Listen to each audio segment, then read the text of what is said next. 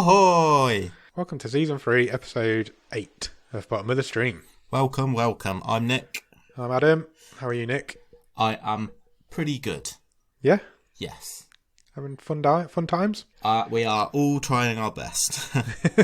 That's all we can do at the minute, I think. Sure. I mean, I have had a bit of a thing happen today. Oh, a thing? What sort of thing? I got a bit bored. Right. And, the kids had done their school work, and I think they were just, playing around or whatever. They might have been out in the garden. I was like, I need to have a shave. So I had a shave. Right. And I was like, weather's been pretty nice. I know it's not very nice, the last couple of days, but hopefully the sun will come back. We've been spending a lot of time, outside in the garden. Got a bit of a tan. Right. I was like, gonna trim my chest hair. Okay. So I had to go at that, and it all went a bit wrong. Why? What happened? Because I was just doing it myself. Probably should have got someone else to do it. And I think basically, in the 40-year-old virgin, yeah, when he gets partially waxed. Yeah, I've kind of got that look going on. You got bald patches now. Yeah, so I need to kind of do a bit more work on it. I think I might do some chest rip the whole thing fury. off. Well, I could do. Get some wax and get the whole thing off. Just look like a giant baby then, I think. Like me. So yeah, that happened today. Excellent. Can you send me a picture? I may do. Since you asked so nicely. That's really made me laugh. I haven't had any dramatic things like that happen. You watch now, the sun's not going to come back. That's it now. No, it's done. It's winter again now. We've had the summer. Yeah, that would be just my look. Yeah. Okay, I'll try and do a selfie. I'm excited now. I wouldn't be. Nothing exciting has happened to me at all. My car's broke. Oh no. Well, I may be exaggerating there. The rear indicator stopped working. Okay. And so I went to change the bulb, and it turns out the lens has got a crack in it, and I've got to change the whole thing. Oh right, okay. It cost me £100. I'm not very happy. Yeah, so I mean, what do you need indicators for? Exactly. I just won't turn right. Yeah. You just go in a circle. You just got to go everywhere in a circle, or stick your hand out the window. I'm not condoning this, by the way. It's purely for comedy purposes. Yeah, that's true. Just wear one glove, just on that one hand that goes out the window. Good thinking. That would have been cheaper than buying a whole new light fitting. Yeah. I would just buy one glove. Yeah. I don't know where I'd buy one glove from. I'm not sure that would have held up if the police stopped you, though. True. That is true. We did both have birthdays this last week. Oh, yeah, we did, yeah. We should probably mention that at some point. Happy birthday for last week. Happy birthday. I know I said it to you, in person. Well, not in person, but via video chat. Yes. Yeah. How's it feel being 40? I'm not 40, and neither are you. This time next year, we're going to have a hell of a party. We're going to invite all the listeners and everything. Yeah, I hope so. If we can, if we're allowed by then. Hopefully we will be. Bottom of the Stream Festival. Oh, Bottom of the Stream Film Festival. That'd be amazing. Yeah, it'd be awesome. Get a hot bottom in the day. Some tents in the back garden or something. I'm up for this. Let's do this. I'm excited for our 40th next year. Yeah. How did we get to 40? But well, time. I'm not sure how we made it. I'm not sure how I've made it. Yeah, so we both had lockdown birthdays. How was it? Good. Well, I'd already kind of had a couple of my presents. Oh, you had all your presents already, didn't you? Didn't I? Because I had my hammock and my coffee machine. So yeah, got a few weeks in with them already. So I've got, what else did I get? I got some barbecue tools. No. And I got a apron to wear whilst barbecuing. Something tells me your missus wants to eat more meat. I literally don't know what to say to that. Other than chance would probably be a fine thing. So, I hope she doesn't listen to this episode. No, she never listens. We're fine. She watches the films sometimes. Yeah, occasionally. I can't. You've totally thrown me off now. Sorry. I got a cool coffee cup. So right. Well, two. So for the aforementioned coffee machine. So it's like a cup within a cup. So that it's like double cup. Yeah, like a double blown glass. So you pour the coffee in, and then there's a gap, and you. Why? Why? Because it just looks cool. I'll send you a picture. We can tweet it out. Yeah, okay. I can't really picture it in my head. I've explained it terribly, I think. I'm imagining it a bit like, that you get those Jaeger bomb glasses. Yeah, you're on the right lines. It's that sort of thing. But you don't put anything in the middle? No. You put milk in the middle, and so it just like mixes in your mouth. So you've just got one chamber in the middle for the beverage, and then the outer chamber is blank. Oh, I think I understand.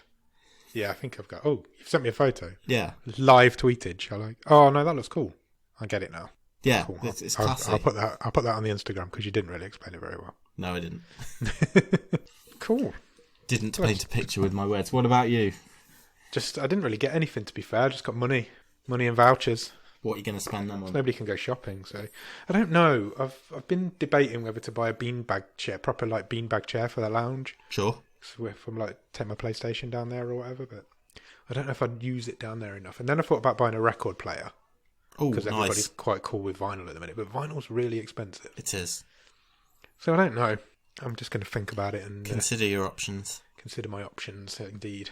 So before we get on to like news and socials and all that stuff, since you've mentioned your potential beanbag chair and your PlayStation, I think the question everyone wants to know is, are you still alive on your deserted island? I haven't played it as much this week, but we're currently on day 35. Nice. And I found some potatoes. Good. Which is an absolute bonus. So you found them or you grew them? I found them, and now I can plant them and grow more of them. Excellent. But you need potatoes to make fuel. Of course. So I've got enough now to build a motor for my raft, so I can get to the other islands quicker. Just don't fall off it. No, try not to fall off it. So things should ramp up from here. Excellent. The reason I haven't played it as much is because I've been playing another VR game. I've been playing the new Walking Dead game on the VR. Oh, okay. Oh, it's amazing. Is it good? It's so much fun. You kind of in this zombie apocalypse, it's a survival game, so you have to like scavenge and try and do missions and things. Oh, so it is a full-on game. It's not just one of these like full-on wave of attacks. Yeah. No, it's a full-on like proper game. It's the first proper VR game for a very long time. But the weapons feel like they've got weight to them. Right. So like the axe only works if you put both hands on it. Oh, okay. And the knife you have to really bury it quite hard in the heads, and then you have to hold the head to pull it back out again. Oh, awesome. It's awesome. It will never, killing those zombies will never get boring in that. Is it scary? Yeah. It's made me really jump the other night. I took the headset off and just laughed at myself. Because I was standing at this door trying to open it, and these 3 zombies just broke it down from the other side. Cool. But yeah, it's a lot of fun. I'm enjoying that. So I've been playing that quite a bit. But obviously my VR's upstairs, and I quite like to play my PlayStation downstairs because there's a 4K TV down there. So I'm having to cart the PlayStation up and down the stairs at the minute. Oh, it's not a tenable solution long term. No, I need to come up with a better solution somehow. Install a lift. A lift. Yeah. Or just get a really long cable. Yeah, you could do. A really long HDMI cable to lead up the stairs. Like when you used to have to run the phone cable to connect to the internet. So I think I might just, because my projector's only like, it's not even full HD, so I might just have to make do with that, and that will save the taking it up and downstairs. But sweet, we'll see. I'll have a think. Awesome. Shall I run through the social medias? Let's do it. Follow us on Twitter at BOTS_podcast. Instagram is the same at BOTS_podcast. Facebook.com/bottom of the stream. The website is www.bottomofthestream.com, where you will find every episode we've ever done and all 3 season stream tables now. And you can also check us out on Patreon, where if you give us a bit of money every month, we'll give you some free bonus episodes, some merch, a few shout outs, that sort of thing, and just generally get to know you a bit better.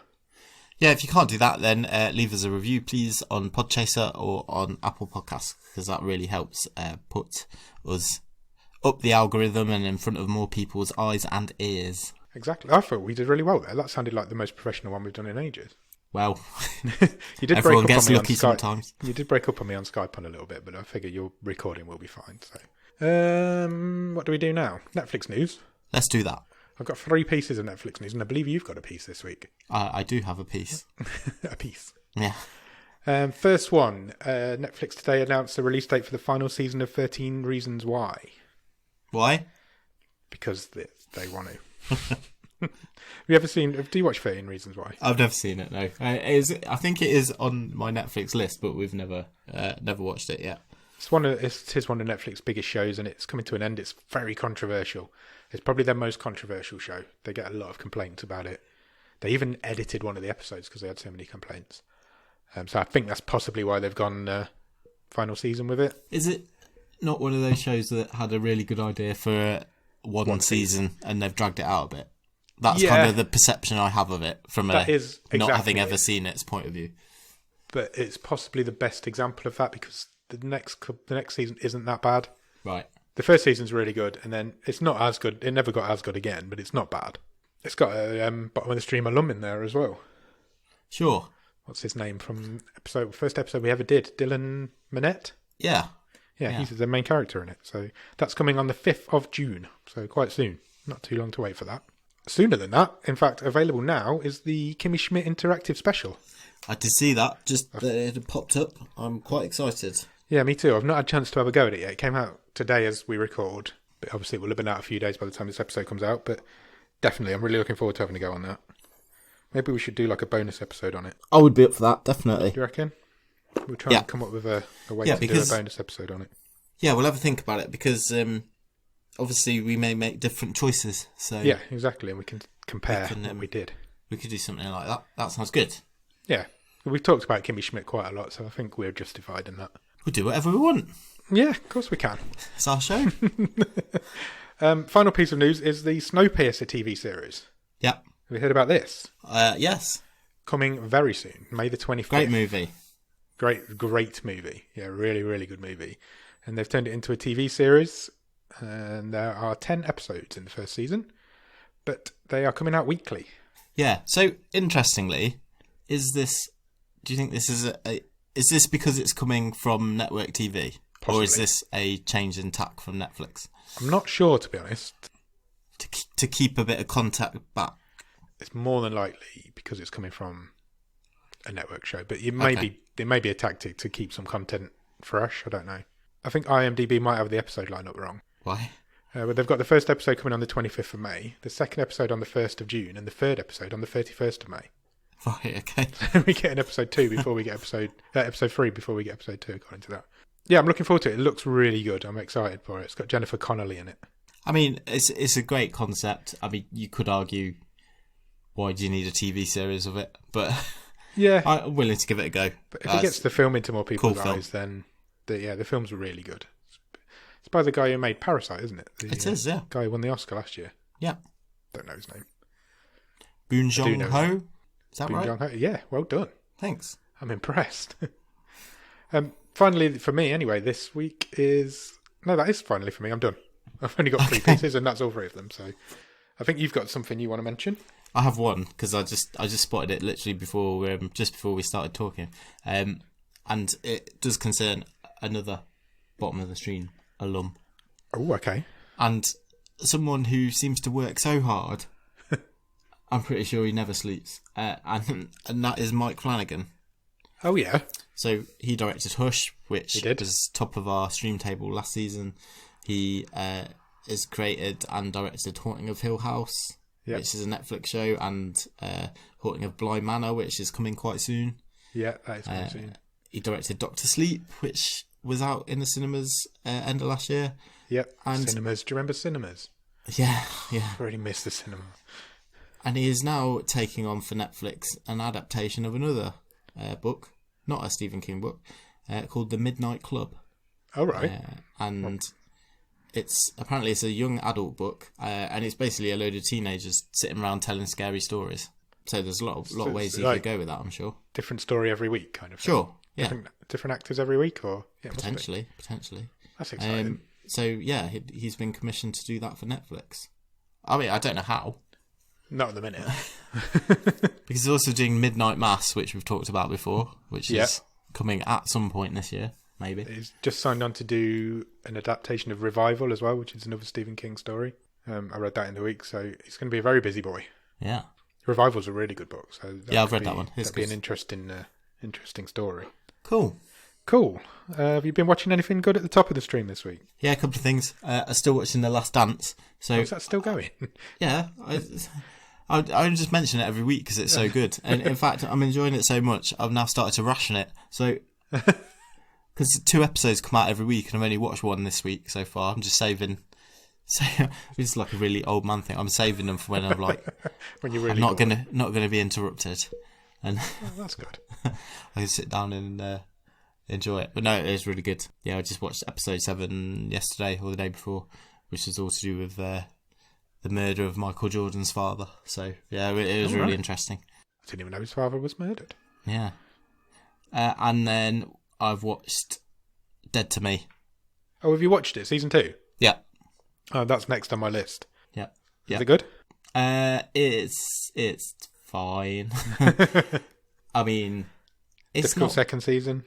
It's not bad. It's, how can I say, takes a few leaps, right, that I'm not sure quite fit in with what happened in the first series. Okay. Well, I can't really say much because you've not seen it. You don't want to spoil it. Don't want to spoil it for you, but yeah. I mean, it's a couple of things happen that are a bit sort of almost soap opera-y, really. Right. But yeah, we'll have a look and we can have a chat about it next week, maybe. Excellent. I will do that. I'm trying. I'm going to fail, I think, but I'm trying to get to the end of Lost before the anniversary. Oh yeah. The 24th of May is 10 years since the finale, and my plan was to try and get it so I could watch that finale on that day. But I think I'm going to miss it. I'm only 8 episodes into season 5, so I've got like 25 episodes left. Right. Okay. And I don't think I'm going to make it by that date at the rate I'm going. Unless you have a good weekend. Unless I can just nail it this weekend. Yeah, I set myself a deadline that I'm going to miss. Do you have to be worrying about deadlines at the minute? I know. The last thing I should be worried about is like, oh, I might just watch the finale on the anniversary anyway and then go backwards. Maybe I should work backwards through it. Maybe it make more sense. I'm absolutely loving it though.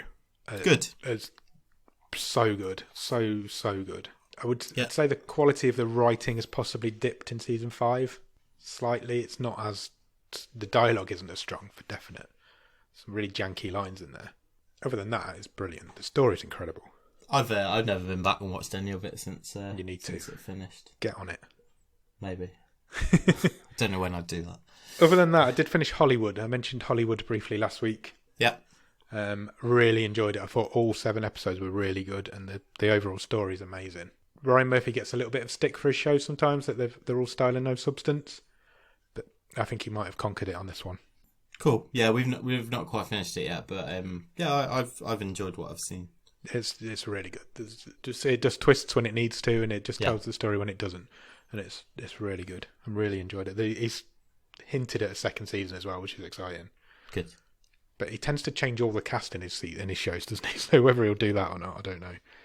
But he could go for a different time period, maybe, or exactly. That's interesting.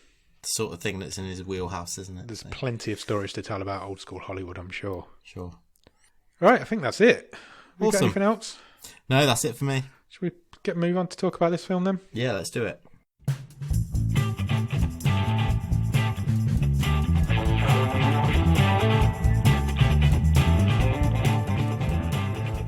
Okay, this week we watched a film called Mute. Mute is a Netflix original from 2018. It is 15. It is 2 hours and 6 minutes long and is currently rated at 5.4 out of 10 on IMDb. Well, one of the longest films we've done, I think, 2 hours and 6 minutes. Pretty much. I'd need to check, but I would think it is definitely one of the longest, if not the longest. Top few, I would have said. Yeah, definitely. Stars Alexander Skarsgard as Leo. We've met Alexander Skarsgard before on this show. He was in Hold the Dark. Do you remember him? I do. He played a broody, silent big killer. Guy. Yeah. Yeah, he's maybe getting a bit typecast. He's probably most famous though because he was in True Blood, which was the big TV show a few years ago. He was the main bad guy in that, so that's probably what people mainly know him for, I would say. Also stars Paul Rudd, who plays Cactus Bill. Oh, everybody knows who Paul Rudd is. You're most likely going to know him as Ant-Man. I think he's our first Avenger. Yeah, I'm pretty sure sure he's our first Avenger on the show. And who doesn't like Paul Rudd? He is the everyman. I wouldn't say I don't like him. I just don't rate him normally. Well, you've been wrong before. What can I say? Many, many, many times. If you don't know him from Ant-Man, you'll know him from Friends. He was in that. He's also got his own sitcom on Netflix. Yep. Living with Yourself. I've not seen that. Is that any good? No, I Have you haven't. seen it? No, not seen it. Mr. Big Paul Rudd fan's not watched it. It's on my list. I've not watched it. Written and directed by a guy called Duncan Jones. Do you want to tell us a bit about Duncan Jones, Nick? Duncan Jones has a very famous father. He does indeed. He was born Zowie Bowie. He was. And he is David's son. He is, yes. Son of David Bowie. Bowie. How do you say it? Bowie? I don't know. I think I say Bowie. I think I say both. I think I change. So he is most famous for Moon, which was his debut film. Yep. Probably about 10 years ago now. Probably. He won a BAFTA for it. And it's a great film. Yeah, it's a brilliant film. Really, really good film. It sort of earmarked him as a talent to watch. Yeah, that's a big thing. Well, he won a BAFTA as best directorial debut. Yeah. For it. He then went and made Source Code. Yep, with Jake Gyllenhaal. Yeah, which is pretty good. Yeah, I enjoyed that. Really good film. And then he got given an absolute fuck ton of money to make the Warcraft movie. Yeah, World of Warcraft. Which I've not seen. I've not seen it either, I must admit. I don't think it was greeted particularly well, was it? No, I don't think it went down very well. And then he's made this. And I almost can't believe I've never heard of this film. I agree. I thought exactly when you texted me last week to tell me that Duncan Jones directed it, I was like, how have we missed this? How has this not been a thing, this film in my life? Because he's a big director. Yeah, big old name. There's some big stars in this. Yeah. And this is like his passion project, apparently. Yeah. So he wanted to do this after Moon, but then he took the studio money to do those other films. And then obviously Netflix swooped in and said, do whatever you want, here's the money. Come and make loot for us. Yeah. And this is the result. So yeah, I'm pretty surprised this had not been on my radar, to be honest. Agreed. I completely agree. You can tell money was thrown at it as well. This has got a budget to this film. You can see the money in it. Yeah, you can and you can't, but I'll come on to that. Do you have a one-word review? No, because that's 2 words. Futuristic. Yeah. So I was going to say Blade Runner light. Very, very, very much. It's almost like it's set in the same universe. It's very, very similar. Right, shall we begin? Yeah. The film starts with a body. Well, it's not a body, but you believe it's a body of a young boy floating in the water. Something's happened. He's bleeding. And his parents are trying to get to him, trying to get him back on the boat. He fell off a boat somehow. Did it ever say what had happened? There's a boat. There's a kid with blood all over him. No, not specifically. I mean, there's a boat. The boat's got a propeller. Yeah.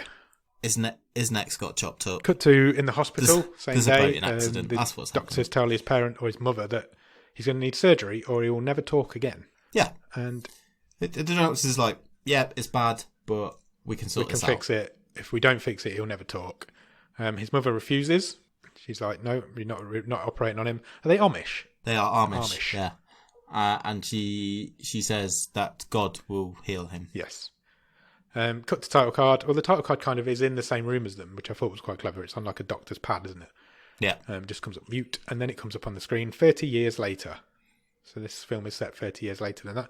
I don't usually like that sort of storytelling art, but when it's that long, I think you probably need it. Does that make sense? Yeah, and it was kind of, at least they didn't just bung No, it wasn't just on the screen. A caption up on the screen. It was displayed in one of the electronic boards in this futuristic city, wasn't it? He was swimming, wasn't he, underwater? Yeah. And there was like a underwater... Like an advertising hoarding type thing, underwater video screen, wasn't there, of dolphins and stuff, and it came up on there. Cuts to him. We kind of meet him from there. This is Alexander Skarsgard now as Leo. He's playing a record. He's kind of just hanging around his apartment, and then he just necks a pint of water. Yeah. Out of nowhere, and just gets this pint of water and just necks it in like seconds. Then we cut to the outside, and you've got like what you would term as a film-style futuristic city. Sure. Is that futuristic cities always look a bit like this in films, don't they? Like a really heavily lit New York. Yeah, so, it won't be the first time. It's not the first time. It won't be the last time, rather, we mention it. This is picture Blade Runner, and that's what you've got here. Yeah. So on the ground, you've got this gritty, dirty, grimy city, and then above, you've got the neon, bright lights, flying cars. Yeah. Big video screens and personalised advertising and all that sort of thing. And it soon becomes apparent that we are in Germany, and specifically this is a futuristic version of Berlin. Yes. He meets a girl who later turns out to be his partner, his girlfriend, and they're going out for dinner. And they're sitting in a park, aren't they? Kind of eating. Yeah. They get food delivered to them. You can get food delivered by a drone. Yeah. Which would be really handy, right, in these sort of times. It really would, yeah. And she's got him a gift. And the gift that she's got him is an old mobile phone. The oldest and simplest mobile phone she could find. Although it's still futuristic compared to what we're using these days. Yeah. It appears he doesn't really like, well, obviously he was brought up as Amish, so he doesn't really like technology. There's a bit of a phobia of it. It's laid on really thick, this is. It's like, yeah, we get it. He's Amish. Yeah. He's not into technology. Yeah. Yeah, but I suppose he needed a phone throughout the film. Yeah, he did, yeah. They needed a scene to explain why he had one. Yeah. Because you couldn't have done this film without one. No, I more meant the Amishness. It's like, yes, I understand. I get what an Amish person is. I know. Yeah. Yeah, okay, fair enough. I'll give you that. Cut to a strip club, but it's not any normal strip club because the strippers are robots. Or at least one of them is. With its big robot boobs out. And this is where we meet Cactus Bill, who is Paul Rudd's character. He kind of gets taken upstairs by the manager. She's not she's not the owner, is she? Because he comes later on, but she's like the manager. She's the floor manager or whatever you want to call her. We have a brief scene meeting him. This is where we find out as well that Leo and his girlfriend both work there. Yeah, so Leo's a barman and his girlfriend is a waitress. Yes. Then we meet Noel Clark. Welcome back. Welcome back to the stream, Noel. He won two Botscars last season.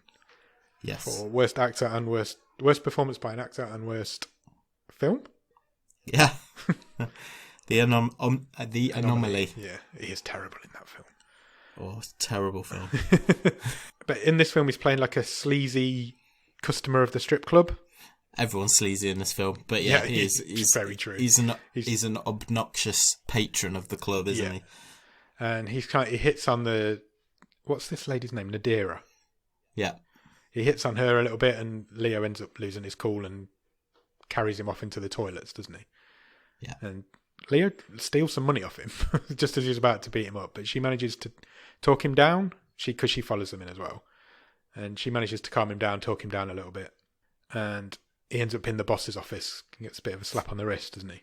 Yeah, the boss says, "I don't want to see you in there again. I'm going to let you off this time because this guy was obviously being a total douchebag. Yeah.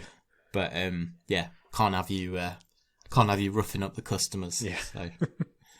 So. Cut to nighttime, and they're in bed now in their little apartment that they live in, and she says, "I need to tell you something.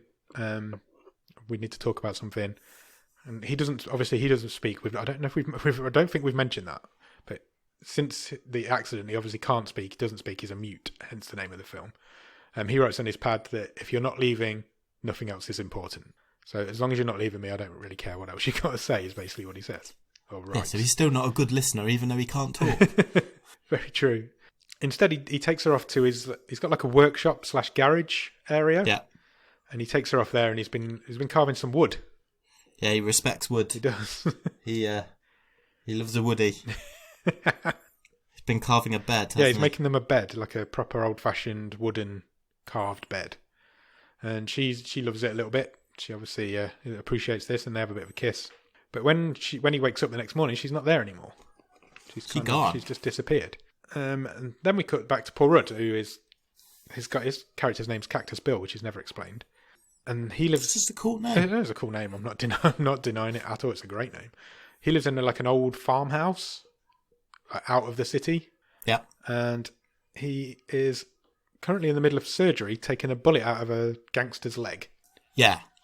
with his and it's pretty graphic. It's very graphic. So this film doesn't shy away from the blood and the guts. No, not at all. There's not a lot of it, but when it is there, it's not shying away from it. So Cactus and his friend, who we later find out is called Duck, are, as you say, patching this guy up. Yeah. And it turns out that they're quite quickly in this conversation. It comes out that they're both ex-army medics. Yeah. And yeah, they're sort of doing this favour for a gangster. Yeah, because Cactus Bill wants to get out of the country. He needs papers, and this gangster's offered to get them for him. Yeah, so it turns out that Cactus is absent without leave from the army. So he's trying to lay low until he can get his forged passport to escape Germany. Yeah. In the next scene, Leo's sitting in a cafe in the town centre having his breakfast. Cactus walks in, and this is their first time they meet in the film. He gives Leo a bit of a warning as well, doesn't he? He's like, try not to fight with the limeys. Yeah, obviously Knockout's playing an Englishman. Yeah. Bill basically says that, look, I need them. I need that club. Because the gangster who he's working with is the guy who runs the club. Yeah, so the guy who told Leo off, Maxim, is the guy who Cactus is working for. Yeah, and Leo basically just draws a portrait of him in his little notebook. Yeah. And leaves. So did you notice what was on the TV in this scene as well? Did I notice what was on the TV? There was a news report going on. Yep. What was it? It was of a courtroom case. Right. And Sam Rockwell was in it. Oh, was he? And so was Sam Rockwell. What? So he was on trial, but he was also in the audience. So it was like the clones from Moon. Oh, really? Oh, yeah. I'm gutted I didn't spot that. That's annoying. Yeah. Nice. I love a little callback. Yeah. So it's obviously supposed to be set in the same universe. Yeah, cool. That's good. I didn't realise it was set in the same universe. That's exciting. I love Moon. Moon's a great film. I haven't seen it for a long time. It's a good movie. But I might have to check it out again. It's really good. Go and watch Moon, everybody. So no quicker had Cactus told Leo to stay away from the limeys, that we cut back to the club and they turn up and get in a fight with Leo. Yeah, Leo basically tries to... Noel Clarke kind of puts it on again with Nadira, and Leo fights him again. And he ends up getting fired this time, because obviously Maxim's not having that. He's already warned him once. Leo accidentally knocks out one of the other waitresses as well during that fight, doesn't he? Yeah. Yes, it's not a pretty scene. Cut to him again. He necks another pint of water, so he must get pains in his throat or something, I'm assuming. I think it was also to show that he can hold his breath for a long time underwater. Which is... Because at the start he was left floating in the water. True. As a child. And then he's necking all this liquid as well. True. Oh, we presume it's water. He might have been drinking straight vodka. It could have been vodka, it could have been gin. Could have been petrol. We just don't know, but we're assuming it was water. He figures out how to send a text from his phone, because he's like a little old man when it comes to technology. And he texts Nadira, but he doesn't get an answer from her at all. Yeah, it's like, where are you? Yeah. Then we cut back to... It cuts between Bill and Leo quite a lot, this film, doesn't it? They're the main two characters, and the scenes are short and sharp. And two threads. Yeah. And a kid turns up. He's been asked to babysit or look after a kid. Turns out it's his kid. So he kind of gets stuck with it for the rest of the film. Yeah. Just follows him around now for the rest of the film. Leo decides he's going to follow Nadira. I presume he was her flatmate? I think so.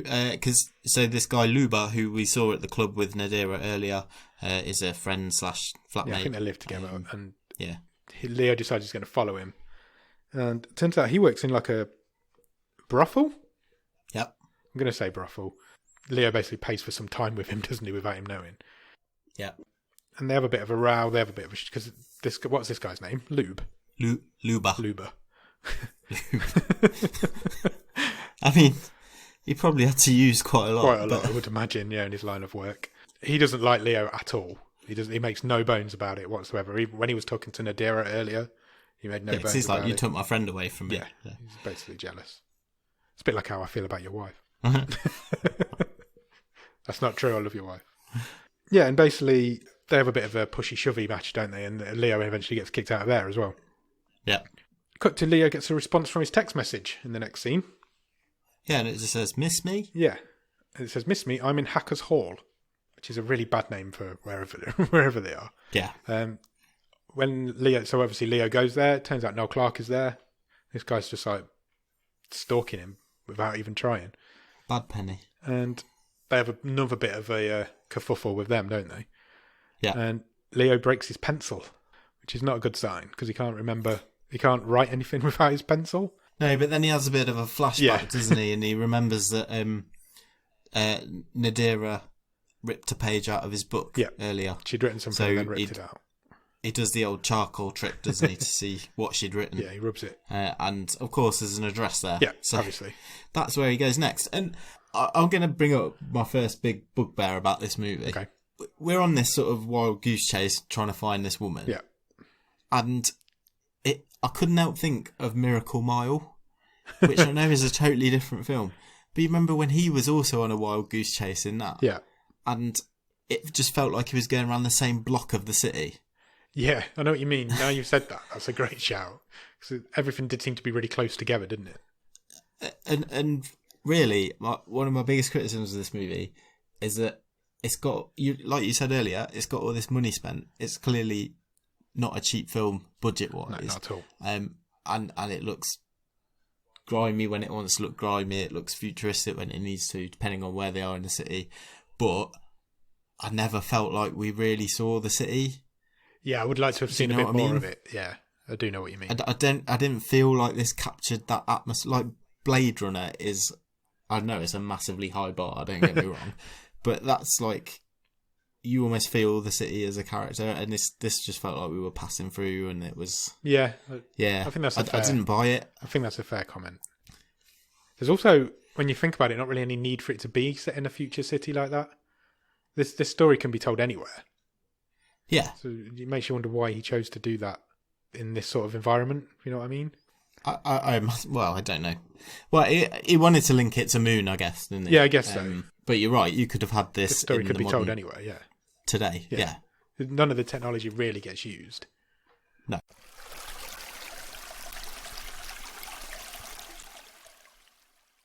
Cut to Bill and Duck, and they've Bill and Duck Bill. They've gone bowling together, just the two of them. Duck is really creepy. Yeah, so this is basically where it just comes out. Like, if we didn't know these two were dodgy already, that basically Duck is a paedophile. Yeah. Because he's eyeing up all these schoolgirls bowling. He's got an eye for the younger girl, hasn't he? Yeah. I think that's fair to say. And he acts, well, he mentions Bill's daughter just in passing in a conversation.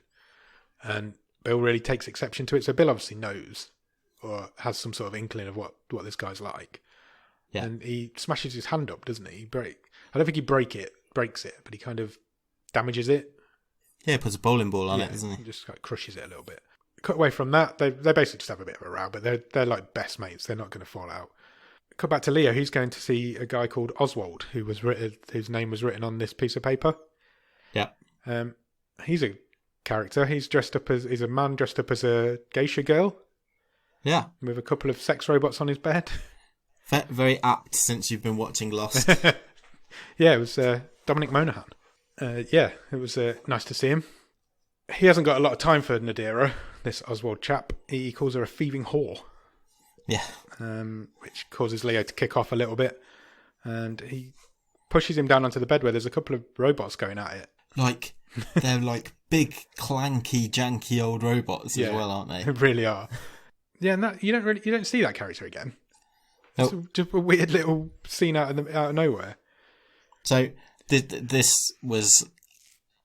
did feel a bit padding, So we were, like I say, we're already on this wild goose chase. This was probably a leg of it we didn't really need. Yeah, story wise. All he gets out of him is a character. He needs to see a guy called Nicky. Yeah, and he gets a photo of Nadira. So instead of writing it on his pad, he can now shove this photo in people's faces. Yeah, you could have cut that whole scene out. This film's on for 2 hours and 6 minutes. There are bits of it that don't need to be there. Maybe it would have worked a bit better if it was a bit shorter and sharper. But again, that's part of the, sometimes a very fair criticism that's levelled at Netflix because, there's not that studio interference, for want of a better word. They're saying to directors, you go and make what you want. Go out there and do it. Yeah. We're not going to get in the way. Yeah. Yeah, fair comment. It just feels like it's a little over long. So Oswald gives Leo a name. He gives him the name of Nikki, so that's Leo's next stop. Come back to Bill. He's with his daughter. They're at the brothel now. Duck's going off with some young girl, and Bill decides he needs a babysitter, so he leaves his daughter with one of the prostitutes. Yeah. I think he's done it many times before. I got the impression they knew him quite well, and they knew the daughter quite well. He runs into some cops outside, military police, and they basically tell Cactus that his Cactus's ex-wife has come to them, and she's basically nearly got enough money to bribe them to pick him up. Yeah. And send him to jail, basically, for being absent without leave. Yeah, but the cops seem to respect him slightly, and they tell him but don't do anything, do they? Yeah. So he's like it's sort of like, you want to be careful because, she's the money is almost... He's basically giving him a final warning. Yeah. He's saying, she's nearly got enough money for us to consider taking you in. Yeah. In the next scene, I've written here, Leo follows a sky cab. And then underneath I've written badly. Because he's trying to look up and follow this cab, but he's obviously driving a normal car. And every time he looks up, he crashes into something. And he basically just smashes up this car that he's driving. Do you think that's what's happening? Because it really confused me. Because I can get he's never driven a car before if we're going along the whole Amish thing. Yeah. I don't get that he doesn't understand traffic lights. I think he was because he was looking up at the cab. He just kept missing. Okay, fair enough. Kept taking his eyes off there. That's how I understood it anyway. I'll give it that. The Sky car eventually lands at a restaurant. So in the car are Nikki and a prostitute and Cactus Bill's daughter. Yes. Somehow he knew that Nikki was in this car. Nobody knows how. He watched them come out of the brothel. Oh, did he? Yeah. So did he know who this Nikki was? Yeah, because he met Nikki earlier in the film. Yeah. Because, he got introduced to him in the club. Apologies. Yeah. Trying to put things together. So he goes in and he takes the kind of table next to them, doesn't he? Yeah. And eventually he ends up chatting to Nikki on his own. Nikki kind of twigs who he is. Sends the prostitute off with the daughter. Yeah, he does, because Leo's very good at drawing as well, so he does a nice drawing for the Cactus Bill's daughter. Yeah. And then, he has some time alone with Nikki. Yeah. Nikki says that Nadira doesn't work for him, because he's like the owner of the brothel, I guess, or he runs it. Yeah. But Leo kind of rattles him when... He basically has worked out, somehow, that Nikki is doing work with these girls on the side, without Maxim knowing about it, who's the guy who owns the club. All of the girls that work in Nikki's brothel are also barmaids or waitresses in Maxim's club. Yeah. And that kind of rattles Nikki when he reveals that. Yeah. And Nikki's got these weird goons that like kind of sitting behind him that have got face masks on. Yeah, and very topical. Very topical. And they've got like white eyes. They've got no eyes. And they're in this one scene, and then they're never mentioned again. No, because it was quite a good, cool look. Yeah, it was. Wasn't it? It was like black face masks, white eyes. Almost like they were robots. Yeah. But, I don't know, Leo leaves and we never see them again. No. Cut to, we meet Duck. We go to Duck now. Duck basically is a surgeon. He makes prosthetic limbs for people. Yeah, so he's actually, because obviously all through this we thought he was like, doing this grimy work with Cactus Bill, but he's actually got a day job. Yeah. And he's, like a reconstructive surgeon. Yeah, he remakes people's lost limbs. Yeah.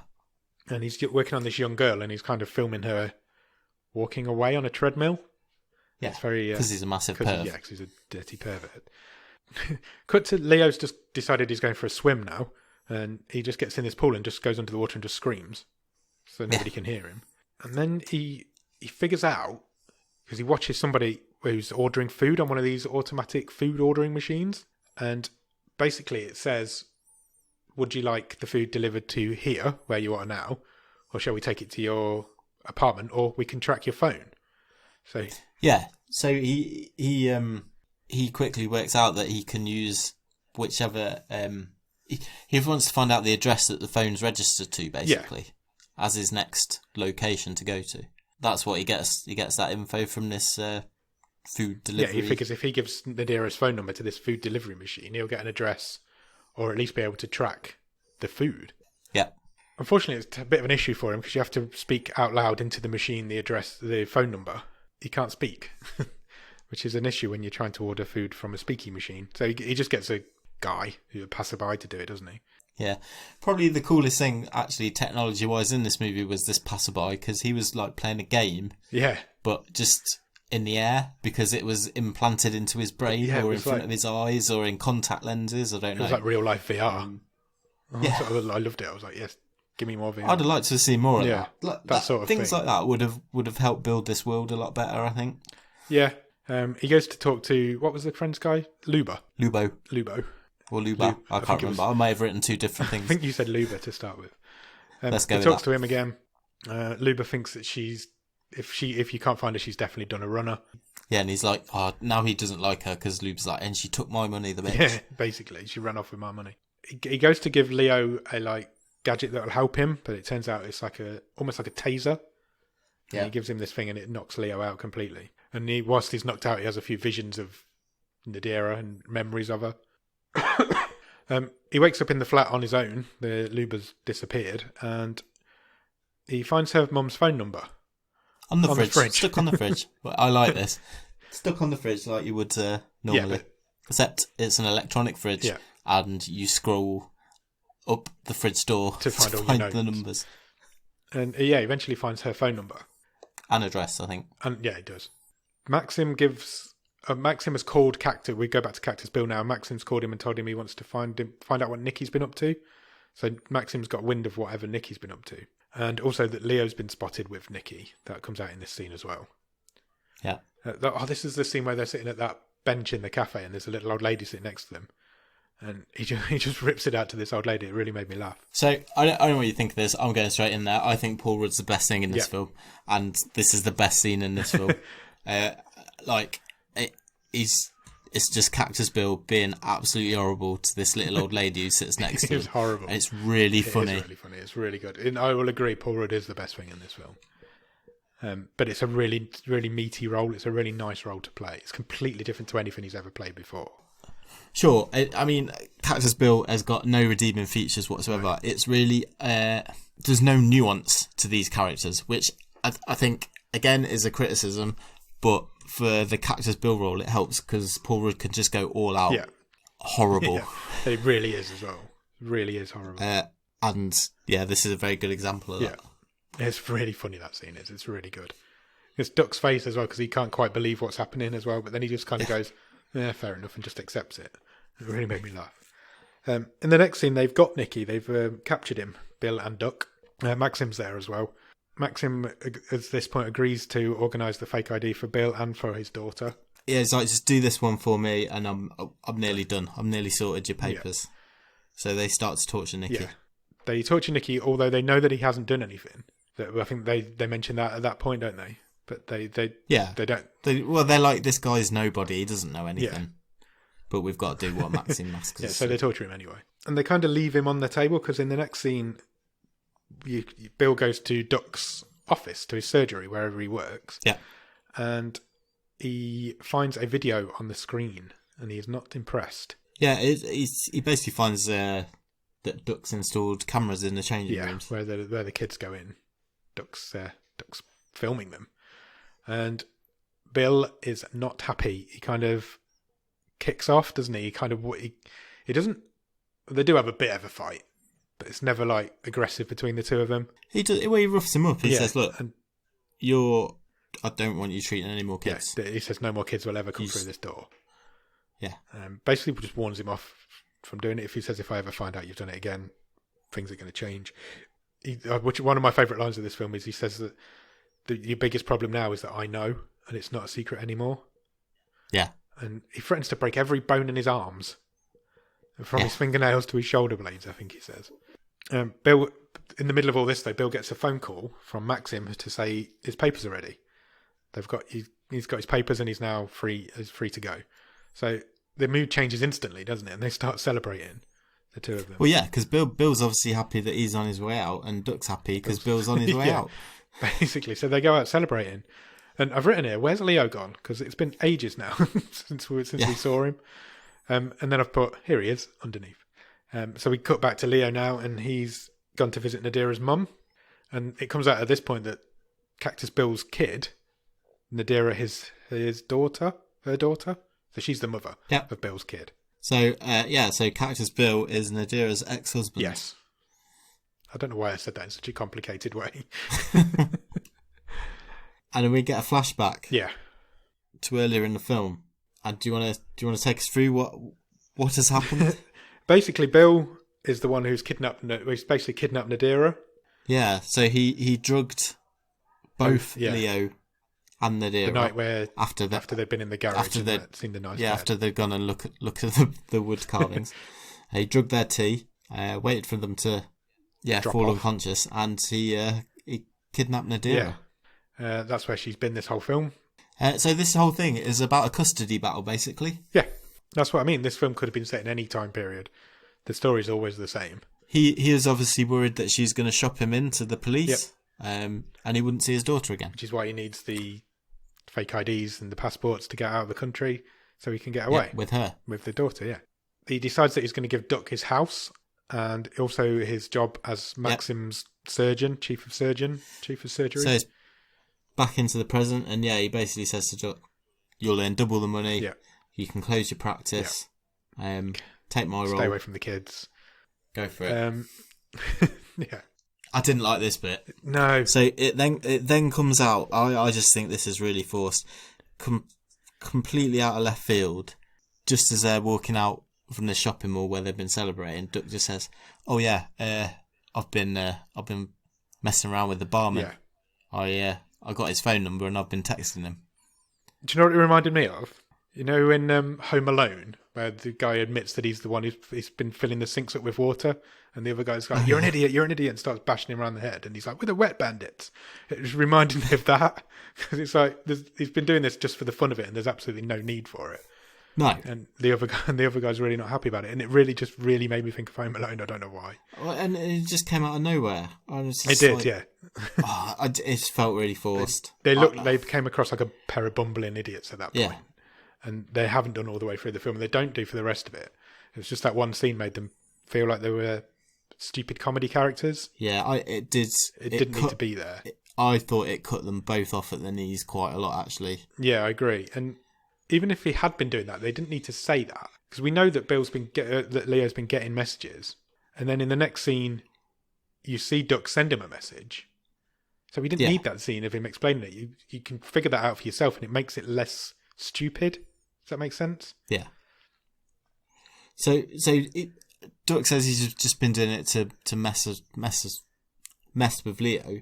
Yeah. But then when they're in the car, Duck and Bill are in the car leaving the mall. Yeah. Duck actively texts Leo to tell him where he can find Cactus. Yeah, because he sells Cactus down the river now. He does, because of the whole kerfuffle they had in the lab. He wants to keep messing with the kids. Yeah. So he basically says, Cactus is going to the club to collect his papers. He'll be there soon. Yeah.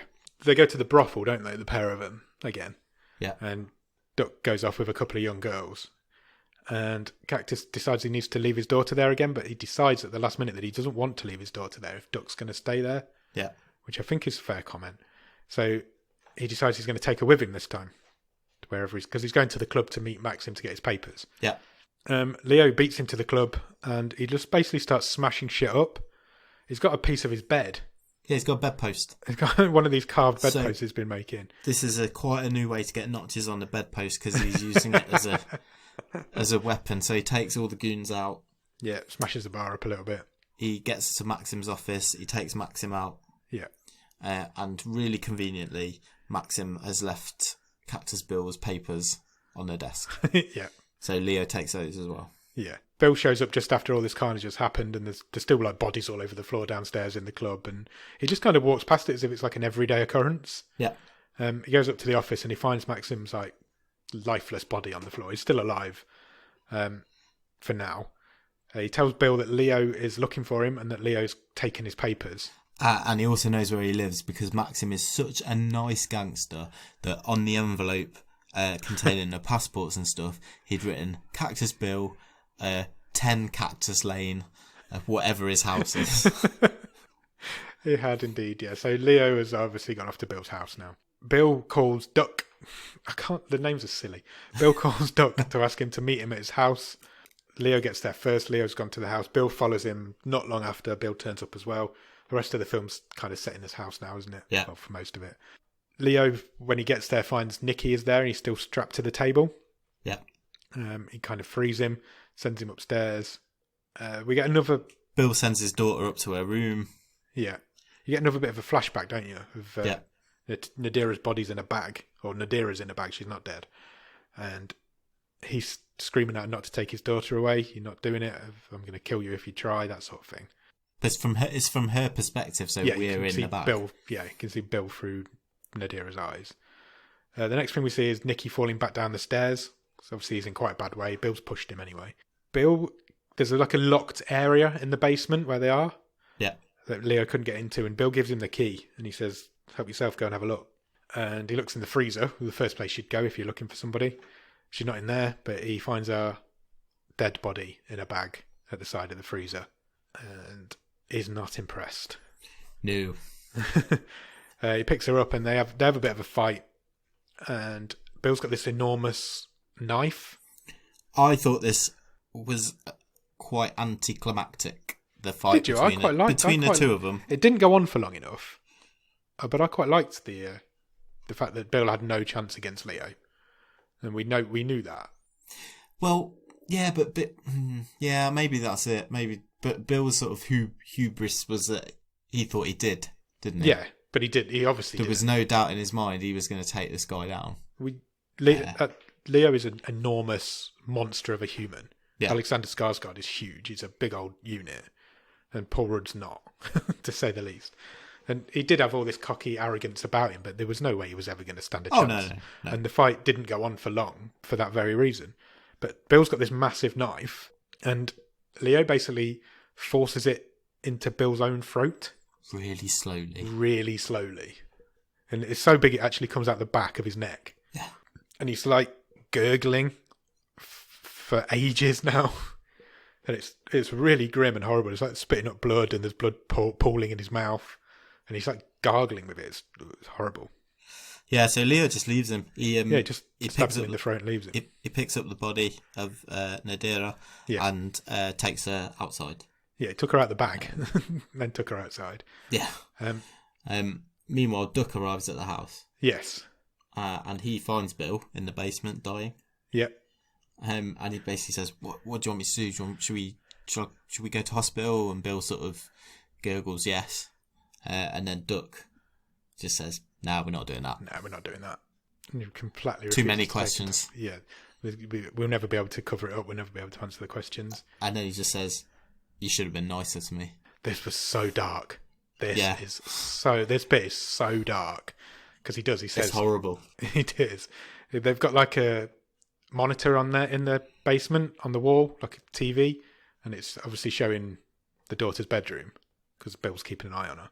And as Duck says, "You should have been nicer to me, Bill," he kind of turns the monitor so Bill can see it from where he's lying. Yeah. And then he just walks out. And we're like, if that film would have ended there, that's a whole different story. It's so dark. Yeah. You picked up exactly on another one of my criticisms. We'll cover that maybe when we summarise. I think that would have been quite the place to end this movie. I would have loved it. There's no way a film is allowed to end there, but that would have been such an ending. It would have tested horribly with American audiences, but it would have been it's the darkest ending of a film ever if you do that.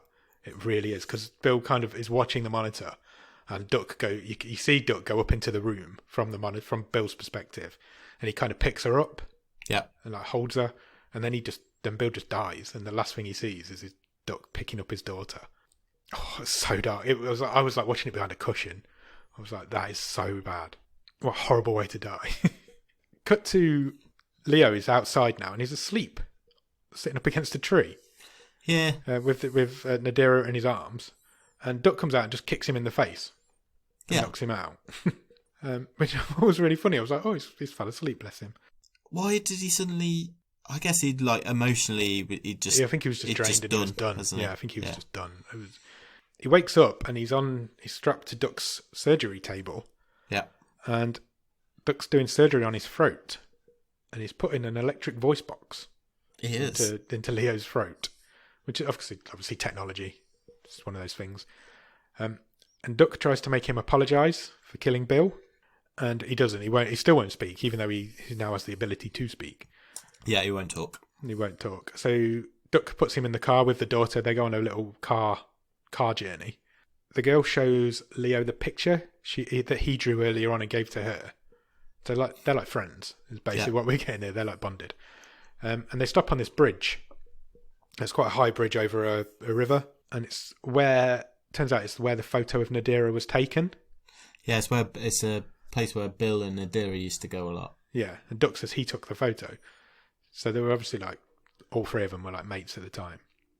And Duck's basically just trying to get a reaction out of him, isn't he? He's trying to get some sort of emotion out of this guy. He cuts the padlock off. He's got a laser, and he cuts the padlock off the bridge, so the bridge is open. A sonic screwdriver, isn't it? It is, yeah. And he stands Leo up, and he's making out like he's going to throw him off the bridge. But Leo grabs him in like a bear hug. Yeah. And like squeezes all the air out of him, and then takes in this huge breath himself and jumps in the water. And they're kind of under the water together. Duck's still in this bear hug, and Leo's got a lung full of air, and we know he can hold his breath.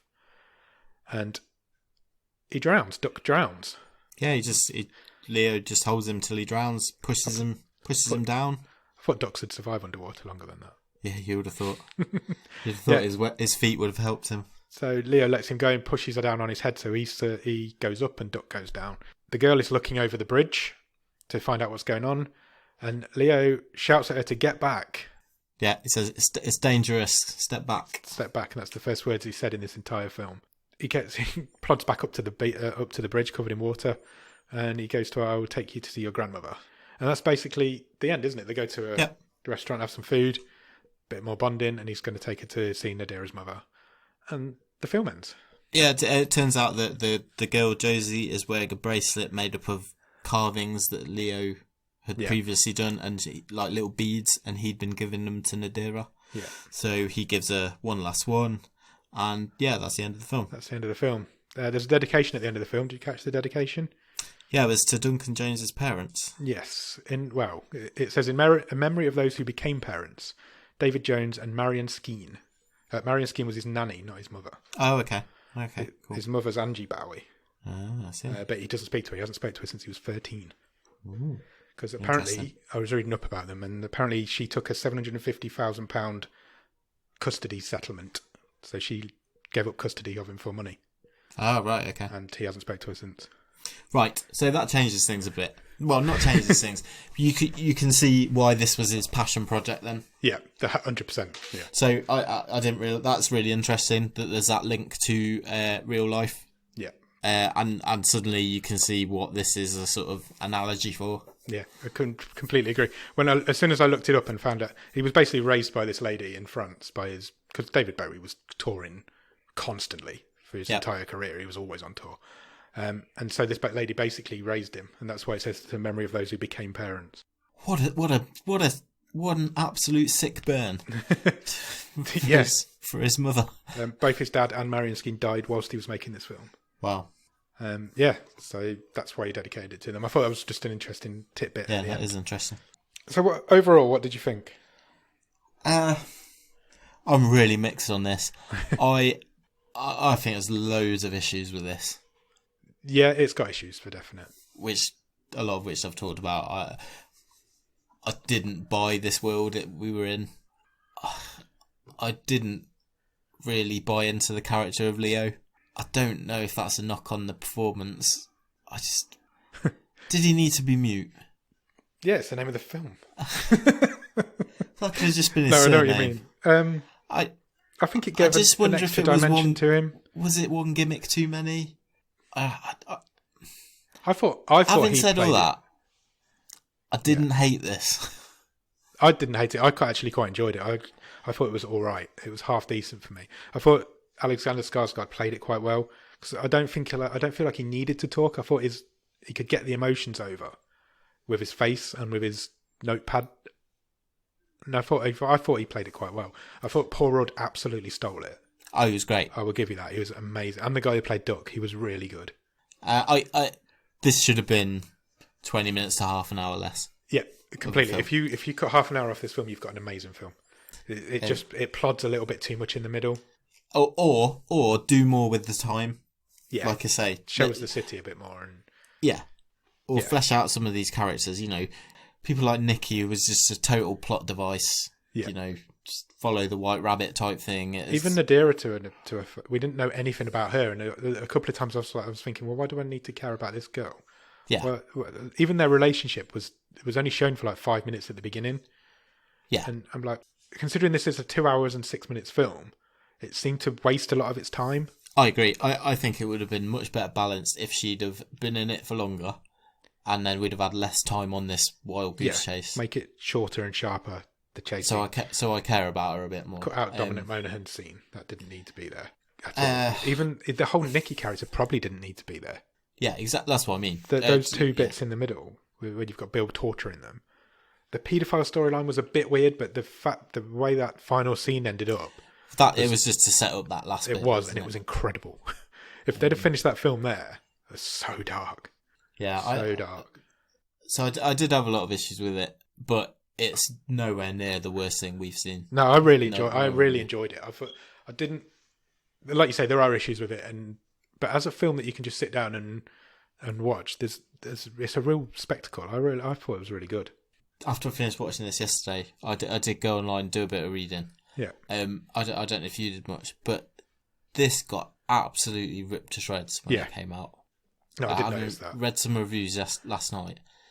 Absolutely torn asunder. Do you think that's because of the reputation of the director? Do you think films sometimes get held on a higher esteem when somebody's made such a good film? It's your turn, sort of thing. Yeah, it's like, well, this film's not as good as Moon, so it must be shit. Do you think that's the way people look at it?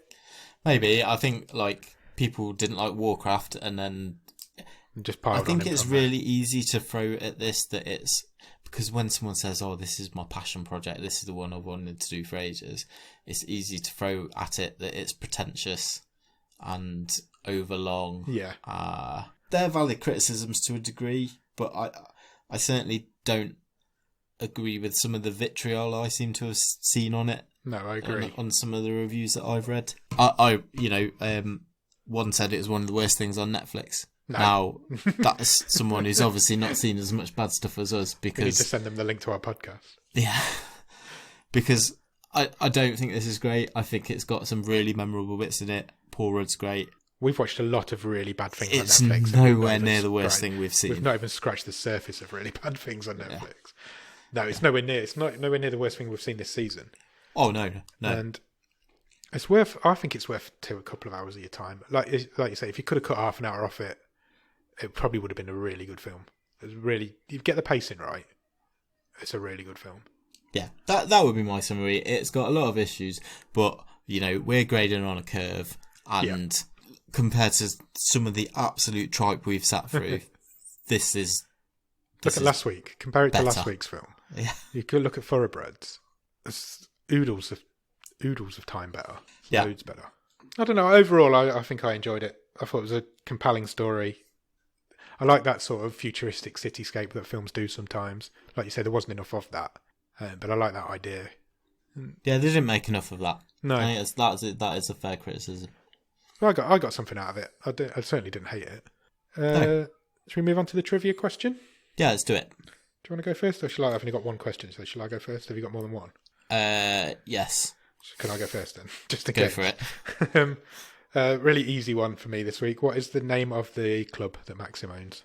It is Foreign Dreams. Yeah, well done. You pull that out of your head. I knew it was something Dreams. You've not got that written down. No. I'll give you that then. Well done. I'm impressed. No, it was on quite a lot of signs, wasn't it? It was. I was going to ask you if you spotted who the geisha girl was, but I didn't know if you'd have spotted that or not. I knew you would because you would. You deliberately didn't bring it up. I can tell. I was like, either you've totally missed it. I was hoping you'd totally missed it. It was going to be my question because you can't tell it's him. Yeah, you can. Do you think? But you would have known that he was in it. I don't know why he's doing like a part Mancunian part South African accent. Though. He's never understood accents. His accents are different even in Lost, his accents are different every week.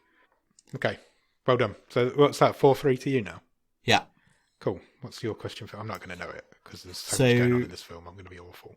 This is one of those, if you know it, you know it. I know that's an easy thing to say, but like, sort of thing I noticed straight away. But so quite a plot point in this is when Leo steals Maxim's car because it's like an old as in current vehicle, like current to today. What makes the car? Something's jumped straight into my head and I don't know if it's right or not.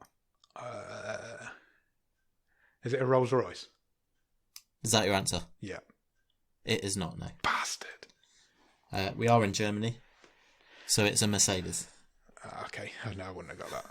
I remember it looking quite old, and there was it had a big front end, and I just thought, well, maybe it's a Rolls Royce. Big old Mercedes badge on the front. Yep. I can't watch, write, and take in what's going on. I don't know why we ever started this trivia thing. It's stupid. We need to change it. 4-3, you've taken the lead again. Yes. Awesome. Exciting. You got 4 out of 8. That's not bad. That's good. It's better than last year. Yeah, definitely. The last season, sorry. That brings us on to the stream table. Sure.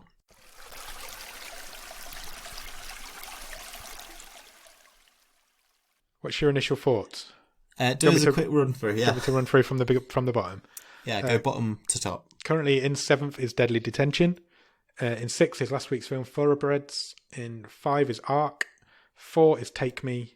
3 is Peelers. 2 is First Match. And number 1 is Bad Day for the Cut. I think I know where it goes. I'm just trying to decide which side of Take Me it goes. Yeah, that's exactly what I was doing. That's exactly where I was on my screen. It's not as good as Peelers. Peelers is a really fun zombie film. Take Me is a fun film as well. It's a tough one. It's definitely better than Ark, so you're right, it does go there somewhere. I don't think it's as good as First Match, which is really difficult to compare because First Match is like a tiny little, it's about a group of 5 or 6 people, but it had really good performances. Yeah. It's telling a simple story, but it does it really well. So for me, it's just, did I enjoy this more or less than Take Me? My hunch is to put it just below. I think I'd put it above, but I'm not. I could be swayed, to be honest, because I think it's pretty close. Yeah, it is very close.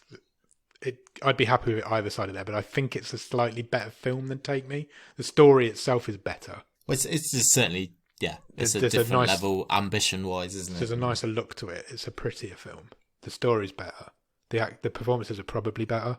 We should point out that this is the second time Alexander Skarsgard's been in a film on our stream, and I've still not heard his voice.